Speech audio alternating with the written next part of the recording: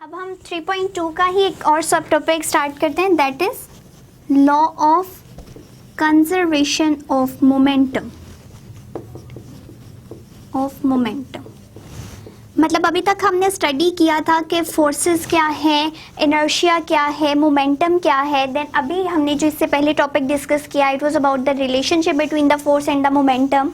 अब हम पढ़ने जा रहे हैं कि लॉ क्या है, ठीक है, कि मोमेंटम किस तरह कंजर्व रह सकता है। कंजर्व मीन कि जितना इनिशियली था मोमेंटम, कोई भी बॉडी अगर मूव कर रही है उसका जितना हमने मोमेंटम कैलकुलेट कर लिया इनिशियली, हम वही कहेंगे कि उसमें कोई जो चेंजेस नहीं आई, कोई हीट लॉस नहीं हुआ, कोई भी फ्रिक्शनल फोर्स नहीं लगी, एडिशनल फोर्स नहीं थी, जो same to same initial momentum था वही हमारे पास फाइनल मोमेंटम आ गया। That is basically about the conservation, ठीक है। सो मोमेंटम कंजर्व रखने के लिए सबसे पहले तो हम देखते हैं कि हमें सिस्टम कैसा चाहिए, कि कौन सी कंडीशन होगी कि हमारे पास जो है मोमेंटम कंजर्व रहेगा। सो सिस्टम जो है, सबसे पहले तो सिस्टम कोई भी हो सकता है, और सिस्टम जो है ग्रुप ऑफ बॉडीज को कहते हैं दैट कंटेन सर्टेन बाउंड्रीज, ठीक है। बाउंड्रीज क्या होती हैं कि हमारे पास कोई भी बाउंड्री लाइन होती है। लाइक अगर हम एक प्ले ग्राउंड को देखें, प्ले ग्राउंड में क्या होता है, अगर ये ग्राउंड है देन यहाँ पे ही जो सीट्स लगी होती हैं जहाँ पे बैठ सकते हैं, ठीक है, लोग जो है देख सकते हैं, और ये क्या होती है बाउंड्री लाइन। इस बाउंड्री लाइन से आगे आप मूव नहीं कर सकते।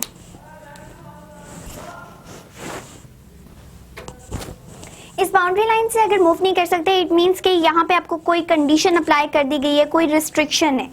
तो इसी तरह जो सिस्टम्स हैं वो भी क्या होते हैं कि बॉडीज होती हैं, आइसोलेटेड बॉडीज होती हैं, जिनको सर्टेन कंडीशंस पे या बाउंड्रीज में रख दिया जाता है कि इस बाउंड्री से आगे आपने नहीं मूव करना। तो इसमें जितनी भी बॉडीज प्रेजेंट होंगी दैट वाज द सिस्टम, ठीक है। तो ये जो बॉडीज हैं under boundary condition, these are making the system. अब हमें law of conservation of momentum के लिए जो सिस्टम चाहिए that is isolated system. Isolated system system simply क्या है कि जब बॉडीज को अंडर सर्टेन बाउंड्रीज रखा जाए, स्टडी किया जाए किसी भी बॉडी को, तो वो होता है सिस्टम। लेकिन आइसोलेटेड सिस्टम स्पेसिफिकली वो सिस्टम है जिसके ऊपर कोई भी एक्सटर्नल फोर्स अप्लाई नहीं हो रही, एक्सटर्नल फोर्स निग्लेक्ट कर दी गई है। निग्लेक्ट मीन्स कि उसके ऊपर हम कह रहे हैं कि कोई फोर्स भी एक्सटर्नली अप्लाई नहीं हो रही। अगर ये सिस्टम है इसके ऊपर बहुत सारी जो है फोर्सेस अप्लाई हो रही होती हैं, लाइक एयर रेजिस्टेंस ही अप्लाई हो रही होती है, ठीक है, एयर हर टाइम मौजूद है। तो एयर रेजिस्टेंस जो है वो एक एक्सटर्नल फोर्स है, या हम लोग बाहर से प्रेशर अप्लाई कर देते हैं, ठीक है, तो ये भी एक एक्सटर्नल फोर्स ही है।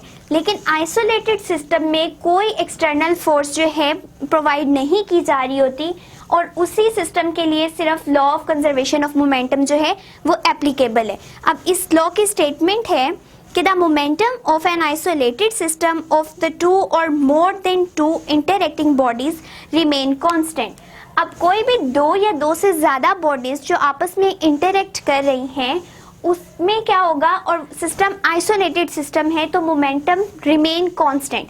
मतलब इनिशियली जितना मोमेंटम होगा, अगर हम बॉडीज यहाँ इस पोजीशन पे, ए पोजीशन पे, इनिशियली जितना मोमेंटम होगा, इनिशियल मोमेंटम, और आफ्टर परफॉर्मिंग सम एक्शन या कुछ भी काम करने के बाद जो फाइनली यहाँ पे आ गई बॉडीज बी पॉइंट पे, तो उनका फाइनल मोमेंटम, इनकी वैल्यूज सेम रहेंगी। मतलब क्या कि अगर यहाँ पे इनिशियल मोमेंटम 10 किलोग्राम मीटर पर सेकंड आ रहा था, तो सारा काम होने के बाद भी हमारे पास जो फाइनल मोमेंटम आएगा, कोई हीट लॉस नहीं हुआ, कोई हमारे पास फ्रिक्शनल फोर्स नहीं है, कोई एक्सटर्नल फोर्स नहीं है, तो उन सब चीज़ों को, एक्सटर्नली फोर्सेस को निगलेक्ट करके फाइनल एंड इनिशियल मोमेंटम जो है वो इक्वल रहेंगे। That is basically the law of conservation of momentum. So अब हम स्टार्ट करते हैं डिफरेंट एग्जांपल्स, जिससे हमें पता चलेगा कि किस तरह से हमारा मोमेंटम कंजर्व रह रहा है।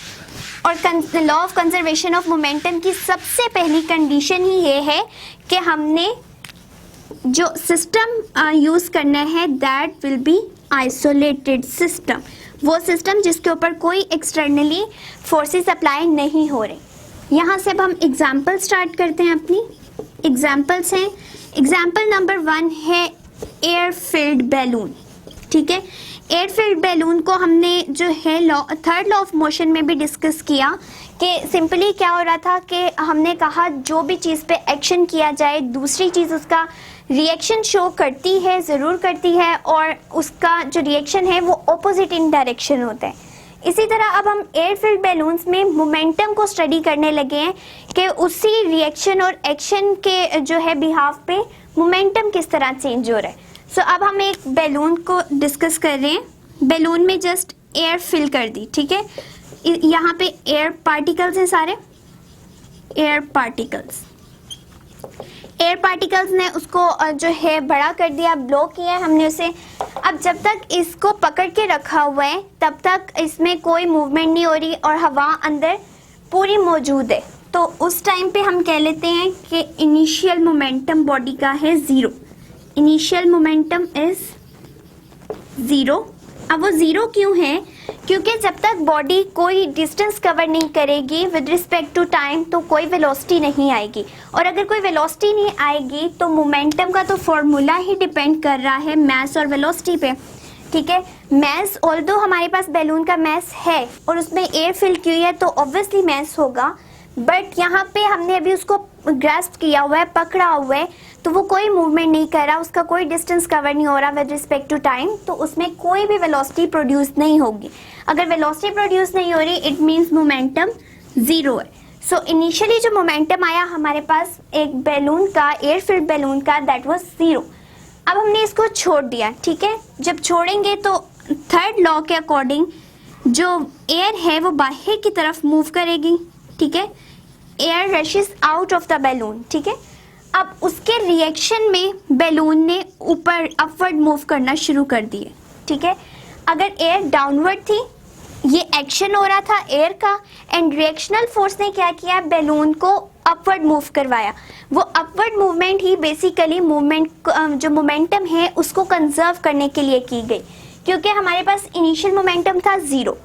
अब इनिशियल मोमेंटम अगर 0 है तो लॉ ऑफ कंजर्वेशन के अकॉर्डिंग हमारे पास इनिशियल मोमेंटम की और फाइनल मोमेंटम की वैल्यू जो है सेम होनी चाहिए। बट यहाँ पे क्या हो रहा है कि जब एयर बाहर निकलेगी तो बैलून जो है अपवर्ड मूव कर रहा है, कोई ना कोई डिस्टेंस कवर कर रहा है with respect to time, so velocity आ रही है। तो इस तरह से उसने अपने आप को सेट किया कि जब वो अपवर्ड मूव करे उसकी वेलोसिटी इतनी ज़्यादा हो कि वो जो है मोमेंटम को कंजर्व करने के लिए काम आ सके। तो अब हम इसको तो जो है कोई मैथमेटिकल डेरिवेशन नहीं है, बट जो अगली एग्जांपल में मैथमेटिकल डेरिवेशन करेंगे उससे बहुत ज़्यादा क्लियर हो जाएगा कि वो बॉडीज़ जो पहले जिनका इनिशियल मोमेंटम 0 था तो उनका फाइनल मोमेंटम किस तरह से कंजर्व हुआ। ये फर्स्ट थी हमारी एग्जांपल एयर फिल्ड बैलून की। नंबर 2 एग्जांपल जो हम कंसीडर कर रहे हैं दैट इज ऑफ 2 masses। ठीक है, 2 masses। सो हमने जो masses कंसीडर किए हैं दैट इज m1, एक m1 है mass and other is m2। ठीक है, अब हम कह रहे हैं कि पहले भी जो है ये मूव कर रहे थे, हमने ये बेशक सिस्टम है बट इन पे कोई फोर्स अप्लाई नहीं की, हम उस चीज़ को कंसीडर ही नहीं कर रहे जब हम फोर्स अप्लाई करेंगे। ठीक है, तो इसलिए वो आइसोलेट सिस्टम बन चुके हैं, इनका मोमेंटम ऑलवेज कंजर्व रहेगा, ये रिमेन कांस्टेंट। अब मैसेज हैं वो मूव कर रहे हैं विद वेलोसिटीज। ठीक है, वेलोसिटी को हम इनिशियली और फाइनली वेलोसिटीज को थोड़ा डिफ्रेंशिएट करने के लिए u1 एंड u2 जो है यूज़ कर लेते हैं। सो m1 मूव किया है विद वेलोसिटी u1 एंड अगर m2 है तो वो u2 वेलोसिटी से मूव कर रहा है। अब अगर हम इस सिस्टम का मोमेंटम देखना चाहें, ठीक है, हमने इसका इनिशियल मोमेंटम फाइंड आउट करना है। इनिशियल मोमेंटम मतलब हमें क्या चाहिए है P1, PI। ठीक है, PI में क्या होगा, ये पूरा जो है दो इंटरएक्टिंग बॉडीज मिलके एक सिस्टम बना रही हैं। ठीक है, अब उन बॉडीज पे कोई एक्सटर्नली फोर्स अप्लाई नहीं हो रही, इट मीन्स उनका जो है हमारे पास सिस्टम है that is the isolated system. अब उस आइसोलेटेड सिस्टम का हम इनिशियल मोमेंटम फाइंड आउट करने लगे हैं। तो इनिशियल मोमेंटम में दोनों बॉडीज का मोमेंटम एड अप होके हमारे पास जो है वैल्यू आएगी। किस तरह से कि अगर पी आई है that will become equals to m1u1, ठीक है। मास 1 की वेलोसिटी को मास 1 को u1 वेलोसिटी से मल्टीप्लाई करेंगे, that will the first body momentum and the second body momentum is m2u2। सो हमारे पास इनिशियल मोमेंटम क्या आया, जब बॉडीज जो है जस्ट मूव कर रही थी with velocity u1 and u2 से, उनका मोमेंटम हो गया m1u1 प्लस m2u2। ये कंबाइन हमारे पास दोनों बॉडीज जो एक आइसोलेटेड सिस्टम बना रही थी उनका मोमेंटम आ जाएगा। इसी तरह अगर हम देखना चाहें कि कुछ देर बाद क्या हुई है, इनमें कोलाइजन हो गई, ठीक है। अभी इनमें कोई कोलाइजन नहीं थी, वो जस्ट मूव कर रहे थे। सो आफ्टर कोलाइजन क्या होगा, आफ्टर कोलाइजन मीन्स इन दोनों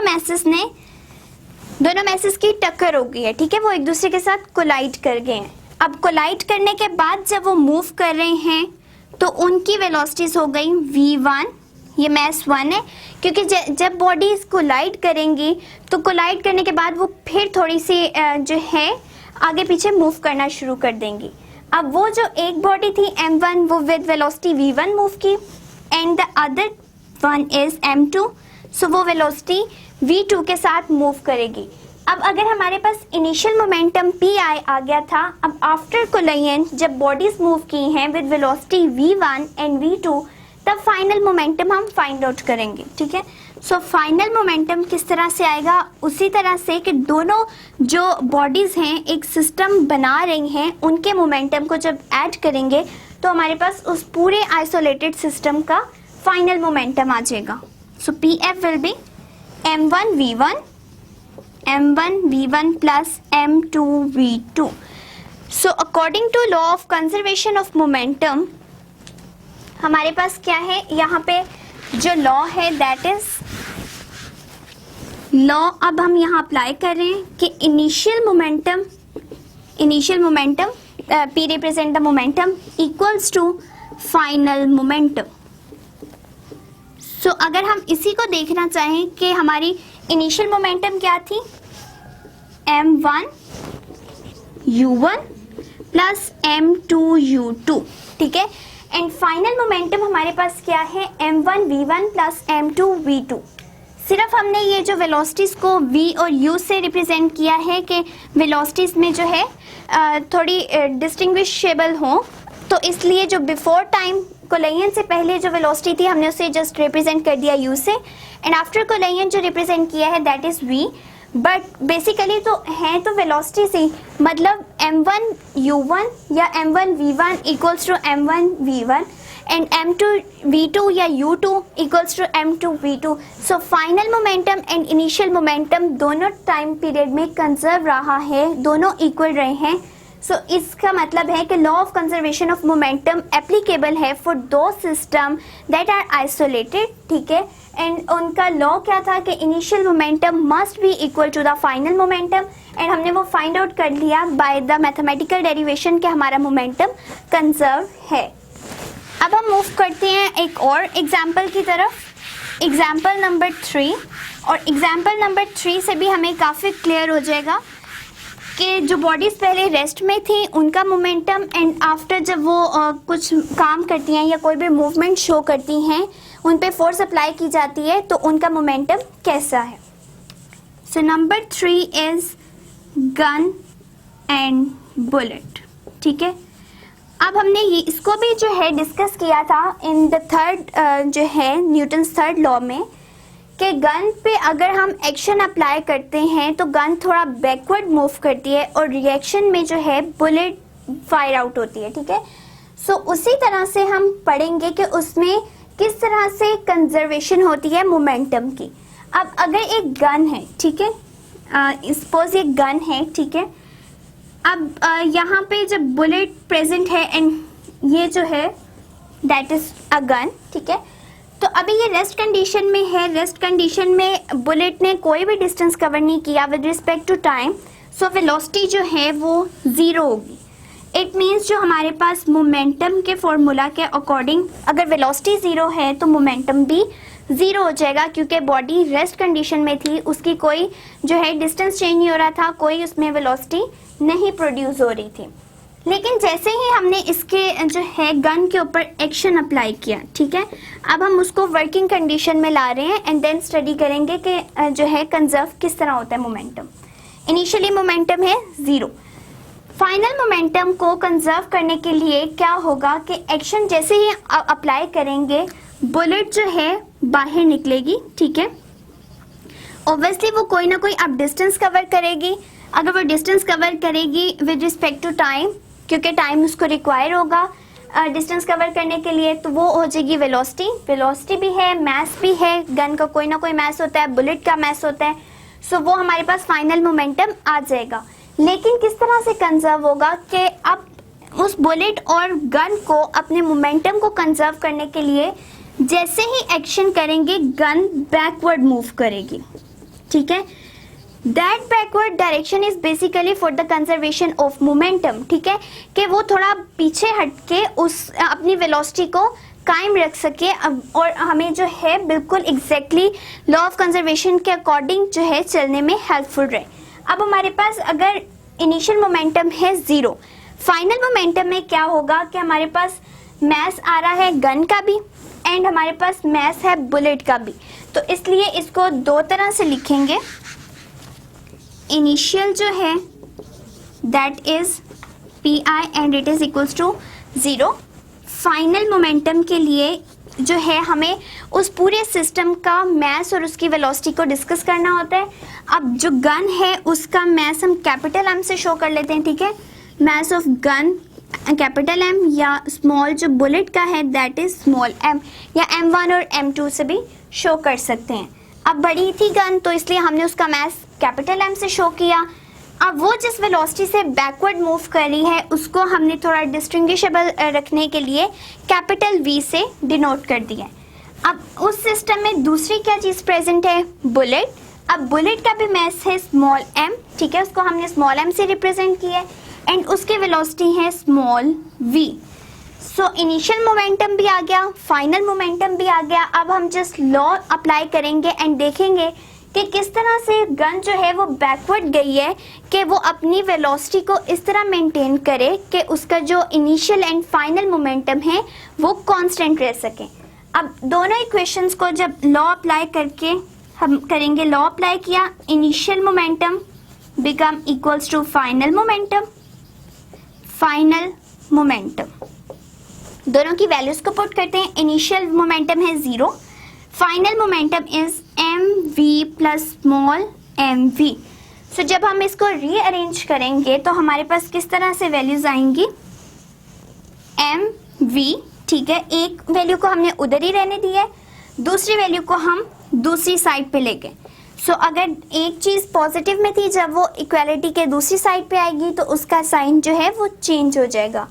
अब हम वेलोसिटी फाइंड आउट करना चाह रहे हैं गन की, क्योंकि वो सिर्फ गन की ही वेलोसिटी जब वो बैकवर्ड मूव की है उस वेलोसिटी से ही हमें आइडिया हो सकता है कि किस तरह हमारा जो है law of conservation of momentum applicable है to the gun and bullet. So यहाँ पे जो हमारे पास v की वैल्यू आई है वो v की वैल्यू जो गन ने बैकवर्ड थोड़ा सा डिस्टेंस कवर किया है with respect to time that is equals to minus small m small v over capital M। It means के वेलोसिटी जो है नेगेटिव साइन शो करे कि वेलोसिटी नेगेटिव इसलिए है क्योंकि वो थोड़ा बैकवर्ड डायरेक्शन में जा रही है, ऑपोजिट डायरेक्शन में मूव कर रही है to the velocity of bullet, ठीक है। बुलेट अगर आगे की तरफ जा रही थी तो गन जो है वो बैकवर्ड जा रही थी और वो वेलोसिटी इसीलिए नेगेटिव में शो की गई है। और इसी तरह हमें पता चला कि अब ये v की वैल्यू जब तक पुट नहीं करेंगे तब तक हमारे पास लॉ एप्लीकेबल नहीं होगा, क्योंकि जो है हमारे पास दोनों चीज़ें ज़ीरो नहीं आएंगी। तो इसलिए गन को बैकवर्ड मूव करना पड़ा अपने लॉ को law of conservation of momentum के अकॉर्डिंग चलने के लिए, अपने कंजर्व करने के लिए मोमेंटम को। तो ये हमारी थी वेलोसिटीज़ का चेंज विद रिस्पेक्ट टू जो है स्मॉल गन के लिए एंड बुलेट के लिए जो थी हमारे पास स्मॉल v थी, और उससे हमने यही जो है फाइंड आउट किया है कि किस तरह हमारे पास कंजर्व रहता है मोमेंटम। अब एक fourth one and last one example है about the rocket and the jet या रॉकेट्स वगैरह में भी हमने इसको थर्ड लॉ के अकॉर्डिंग पढ़ा था कि जो फायर होती है, ठीक है, फायर अगर एक्शन कर रही है इट मीन्स वो बाहर की तरफ आ रही है। इस तरह से फायर जैसे ही बाहर की तरफ आएगी, यहाँ पे ये फायर है, तो इसके रिएक्शन क्या होगा कि रॉकेट अपवर्ड मूव करेगा। अपवर्ड मूवमेंट हो रही है रॉकेट की। यहाँ पे भी उसी तरह से जो है हमारे पास कंजर्व होगा। अगर मोमेंटम कंजर्व नहीं होना होता तो इनिशियली जब हमने कोई फायर थी ही नहीं, ठीक है, रॉकेट जो था अपनी स्टेशनरी कंडीशन में था, इट मींस इनिशियल मोमेंटम था उसका 0, क्योंकि हमारे पास अगर मूव ही नहीं कोई चीज़ करी तो उसका कोई डिस्टेंस कवर नहीं होगा। अगर डिस्टेंस कवर नहीं होगा विद रिस्पेक्ट टू टाइम तो कोई भी वेलोसिटी हमारे पास नहीं आएगी, इसलिए इनिशियल मोमेंटम है 0। अब जैसे ही फायर जो है कंबस्टिबल गैसेस ने बर्न करना स्टार्ट किया तो क्या होगा कि फायर अगर बाहर की तरफ निकल रही है तो जो अपवर्ड रिएक्शन लग रहा है that is basically due to the law of conservation of momentum, कि जब हमारे पास फायर बाहर निकल रही है तो बॉडी को मूव करना पड़ रहा है। अगर वो मूव कर रही है इट मीन्स कि वो इस तरह से मूव करेगी कि उसका initial and final momentum conserve रहे। सो अब जब ये भी फाइनल मोमेंटम इसका क्या हो जाएगा, फाइनल मोमेंटम रॉकेट का मास और उसकी वेलोसिटीज और इसी तरह जो कंबस्टिबल हमने मटेरियल रखा है उसका उस पॉइंट का मास और उसके जो वेलोसिटीज होंगी उनको जब एडअप करेंगे तो हमारे पास फाइनल मोमेंटम आएगा, और वो भी जो है गन एंड बुलेट की तरह ही हमें कोई ना कोई वैल्यू मिलेगी, और वो वैल्यू ही हमें बताएगी कि वेलोसिटी जो है जो यहाँ पे इस केस में रॉकेट है और उस केस में गन है, तो उनकी वेलोसिटीज किस तरह की होंगी और वो किस तरह से अपनी मोशन को स्टार्ट करेंगे कि वो अपने लॉ को जो है उसको एप्लीकेबल बना सकें और जो कंजर्वेशन है मोमेंटम की वो फाइनल और इनिशियली वो ज़रूर मेंटेन रहे। सो ये था हमारा about the law of conservation of momentum, जिसमें हमने अपनी 4 एग्जांपल्स को डिस्कस किए।